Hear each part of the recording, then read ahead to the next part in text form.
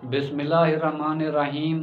आज बाजोड़ की आवाम ने इमरान खान का जो ख्वाब था वो पूरा कर दिया। और जब जुमेरात के रोज़ शेर अफजल मरवत की इमरान खान से अडियाला जेल के अंदर मुलाकात हुई तो इमरान खान ने शेर अफजल मरवत से ये मुकालमा किया कि अब आप इस हफ्ते के अंदर किन अजला के अंदर जो है कन्वेंशन करने जा रहे हैं। तो वहाँ पर शेर अफजल मरवत ने इमरान खान को ये बात बताई कि अब जो हमारा वर्कर कन्वेंशन होने जा रहा है, एक तो उन्होंने नौशेरा का कहा था और दूसरा बाजोड़ का कहा था। तो इमरान खान ने बाजोड़ और नौशेरा की आवाम के लिए ये पैगाम दिया था कि आप जब एक कन्वेंशन को जलसे के अंदर तब्दील करेंगे तो जो मेरा ये पैगाम है आपका शेर अफजल मरवत तक पहुंच रहा है। और शेर अफजल मरवत आकर मुझे बताएगा कि बाजोड़ की आवाम ने आपकी कॉल पर और आपकी आवाज़ पर कैसे लाभदायक किया और कैसा रद्द अमल दिया। और नौशेरा की आवाम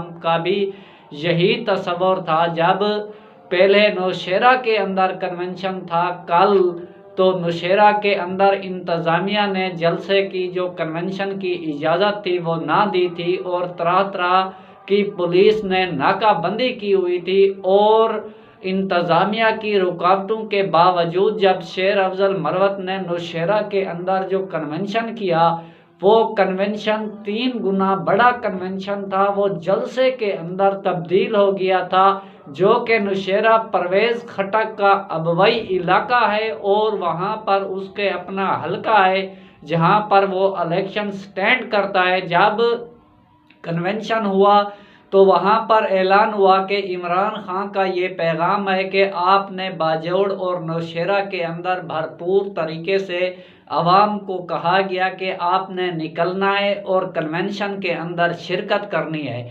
जिसके बाद परवेज़ खटक हरकत में आया और उसने खैबर पख्तूनख्वा की तमाम इंतज़ामिया जो थी, जो पुलिस थी, जो एफसी थी और जो लेवीज़ थी, उसको बाजोड़ और नौशेरा के अंदर खड़ा कर दिया गया। और जब नौशेरा के अंदर कन्वेंशन कल ख़त्म हुआ तो जो शेर अफजल मरवत था वो वापस आ रहा था, उसके साथ भी 20-25 गाड़ियाँ थी, जिन गाड़ियों के अंदर साबिक MNA गुल जफ़र खां और साबिक MNA अनवर ज़ैब खां और दीगर क़यादत भी उनके साथ थी। तो रास्ते के अंदर KP के पुलिस के 300-400 अफराद ने उनके ऊपर हमला कर दिया और गिरफ्तार करने की कोशिश की।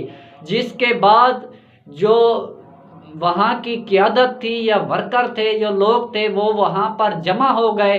उन्होंने नौशेरा के तमाम सड़कें बंद कर दी और पूरा जो चौकी थी उसको घेरे में ले लिया। उन्होंने कहा कि जब तक आपने शेर अफजल मरवत और हमारी दीगर क़यादत को रिहा ना किया तब तक हम यहाँ से नहीं जाएंगे। जिसके बाद उन्होंने अपने ज़ोर और बलबूते के ऊपर शेर अफजल मरवत को वहाँ से बाजियाब करा लिया था। और बाजियाब कराने के बाद नौशेरा के अंदर जगह जगह पर नाकाबंदी की हुई थी पुलिस ने और शेर अफजल मरवत को घेरा हुआ था।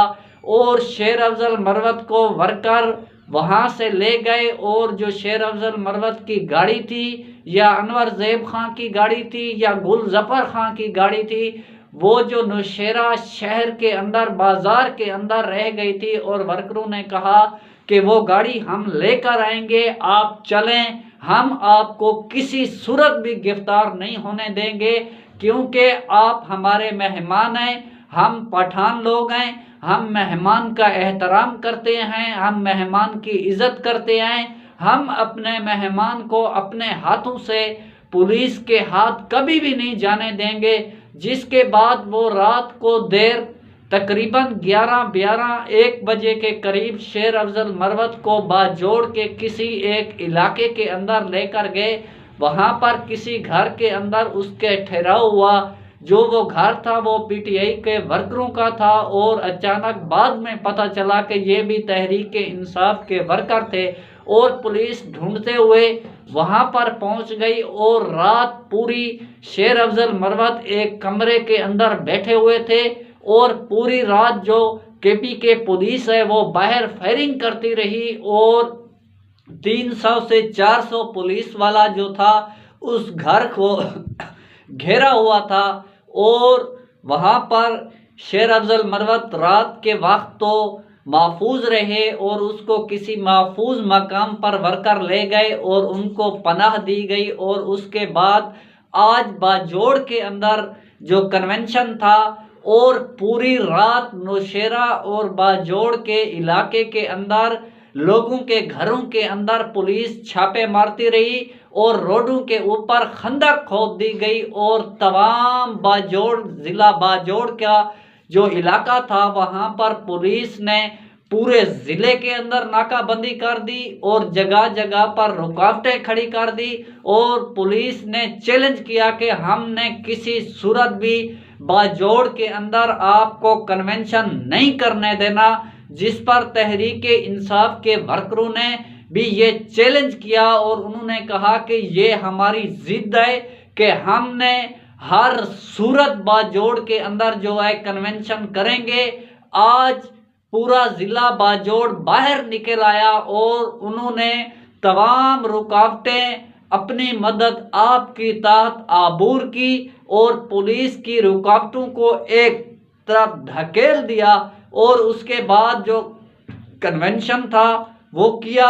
कन्वेंशन जो था एक जलसे के अंदर तब्दील हो गया। अब जब कन्वेंशन हो गया तो थोड़ी देर पहले वापसी पर दोबारा जो 200-300 पुलिस वाले थे उन्होंने शेर अफजल मरवत की गाड़ी को दोबारा घेर लिया। जब शेर अफजल मरवत की गाड़ी को घेरा गया तो वहां पर अनवर जैब खां और गुल जफर खां और दीगर तहरीके इंसाफ के वर्कर मौजूद थे। उन्होंने जब वो गाड़ी से नीचे उतरे तो जो पुलिस एहलकार थे उन्होंने बाजू से शेर अफजल मरवत को पकड़ा हुआ था और जो अनवर जैब खां थे उनको भी गिरफ्तार करना चाहते थे। लेकिन अनवर जैब खान ने कहा कि शेर अफजल मरवत मेरा मेहमान है, मैं इसको किसी सूरत भी गिरफ्तार नहीं होने दूंगा।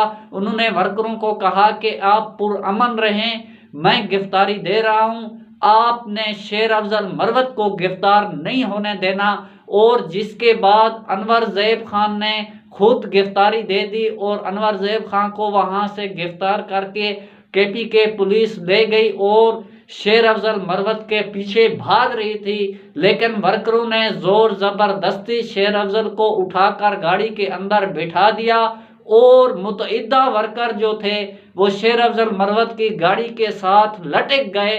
दोनों तरफ से, उधर से भी इधर से भी पीछे की तरफ से भी।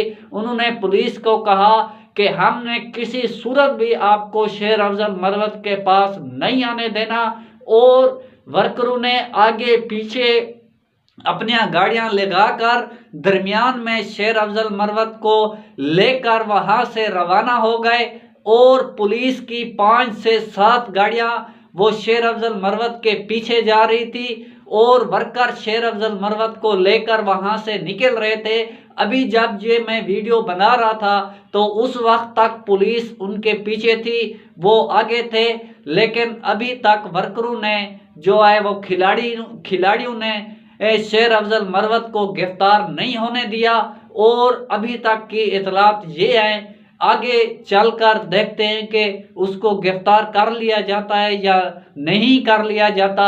ये एक इमरान खान का सिपाही था जिसके खौफ से रात सारी खैबर पख्तूनख्वा पुलिस फायरिंग करती रही और आज दोबारा फिर उसको अगवा करने की कोशिश करती रही।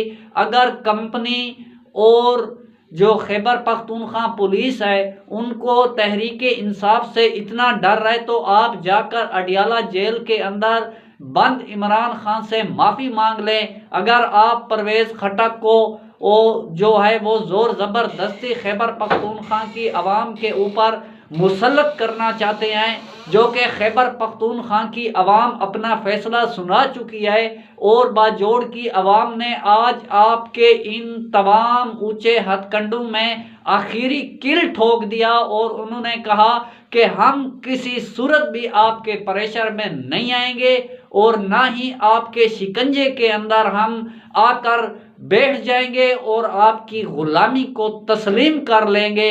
ये वो कौन सी बदमाशी है जिस बदमाशी के ऊपर आप ये काम कर रहे हैं। आज खैबर पख्तूनख्वा के अंदर एक जगह पर पीपल पार्टी का कन्वेंशन था जहां पर बिलावल आया हुआ था, वहां पर आपने उनको नहीं रोका। और गुजरात के अंदर जलालपुर में आज जो मरियम नवाज का कन्वेंशन था वहां पर आप उनको प्रोटोकॉल दे रहे थे, यहाँ पर इनको रोक रहे थे और गिरफ्तार कर रहे थे। ये कौन सा आप इलेक्शन करवाने जा रहे हैं जिसके बाद आप देखें कि इस तरह आवाम को और तहरीक इंसाफ को उनके अपने रहम करम पर छोड़ दिया गया है। और जो अदालतें हैं उनकी सूरत हाल आप देखें कि ये वाज़ेह डायरेक्शन थी पिशावर हाई कोर्ट की कि आपने शेर अफजल मरवत के ऊपर और एफआईआर दर्ज नहीं करनी, और जो असद कैसर था उनके मुतल्लिक किसी और मुकदमे में आपने उनको गिरफ्तार नहीं करना। आज शेर अफजल मरवत के ऊपर भी एफआईआर दर्ज कर दी गई और जो असद कैसर था उसको 3 एमपीओ के तहत सवाबी के डीसी ने नज़रबंदी के जो डिडक्शन आर्डर हैं वो जारी कर दिए। क्या आप ये अदालत के अहकामात मान रहे हैं? क्या आप अदालतों के फैसलों को हवा में उड़ा रहे हैं? और जिस तरह चीफ जस्टिस काजी फायज ईसा ने सुप्रीम कोर्ट के अंदर मेला लगाया हुआ है, इस तरह Khyber Pakhtunkhwa police, Punjab police, Sindh police और बलूचिस्तान पुलिस ने भी मेला लगाया हुआ है। और अगर आप ये देखें कि इस निज़ाम के अंदर जो शाह महमूद कुरैशी हैं उनकी ज़मानत की दरख्वास्त 3 हफ्ते से सुप्रीम कोर्ट के अंदर पड़ी हुई है और अदालत के रूल के मुताबिक कभी भी ज़मानत की दरख्वास्त को हाई कोर्ट और सुप्रीम कोर्ट 2 हफ्ते से ऊपर लेकर नहीं जाती। लेकिन काजी फायज ईसा जो हैं वो बिलावल जो जुल्फ़कार अली भुट्टो का केस है वो लगाया हुआ है, और जो सिविलियन का केस था उसके अंदर देखें चीफ जस्टिस काजी फायज ईसा की बदमाशी। आज सुलेमान इकराम राजा ने इसके ऊपर जो एतराज़ उठाया वो बहुत अहम नुक्ता है। सिविलियन का जो फौजी अदालतों के अंदर ट्रायल था उसके ऊपर ये बात देखें कि 5-0 से फैसला आया था। आज चीफ जस्टिस काजी फायज ईसा ने उसके ऊपर 6 रुकनी बेंच बना दिया। क्या 6 रुकनी बेंच इस केस को कैसे सुनेगा? फैसला तो तब आना था 5 और 6 का, यानी 11 रुकनी बेंच होता, तब जाकर इसी केस के ऊपर इंट्रा कोर्ट जो सुप्रीम कोर्ट की अपील है ये तब जाकर इसके ऊपर फैसला होता। अभी जो है वो 5-1 हो जाएगी, यानी 6 जज हो जाएंगे। ये तो केस बन ही नहीं सकता और इस तरह से बेंच ये केस सुन भी नहीं सकता, जिस पर सुलेमान इकराम राजा ने आज बहुत बड़ा अहम नुक्ता उठाया। और इसी तनाजुर को देखा जाए तो चीफ जस्टिस काजी फायज ईसा और एस्टेब्लिशमेंट एक पेज के ऊपर है और इस तरह के मन घड़त केस सुन रहा है। अब जुल्फ़कार अली भुट्टो को जो है वो मर गए, कितने साल गुजर गए हैं।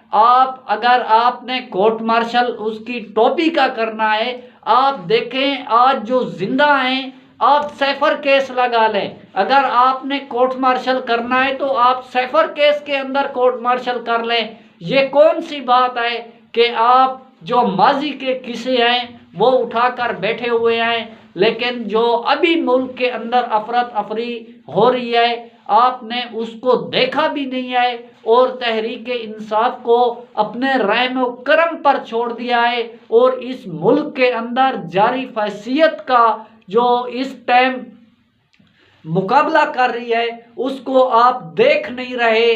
आप फिर इस मुनसब पर बैठने के काबिल भी नहीं हैं। आपको चाहिए कि आप इस्तीफ़ा दे दें, लेकिन आप जिस तरह नालायक और नाकामियों का सबूत दे रहे हैं, और लोग कहते थे जस्टिस मुनीर का नाम लेते थे, आप तो जस्टिस मुनीर से भी 2 कदम आगे निकल गए हैं और आज अगर आप किसी की सहूलत कारी कर रहे हैं, जिस तरह पहले भी जमातों की सहूलत कारी और इदारे कर रहे हैं, आपने भी सहूलत कारी करनी है तो फिर इस मुल्क का अल्लाह हाफिज़ है।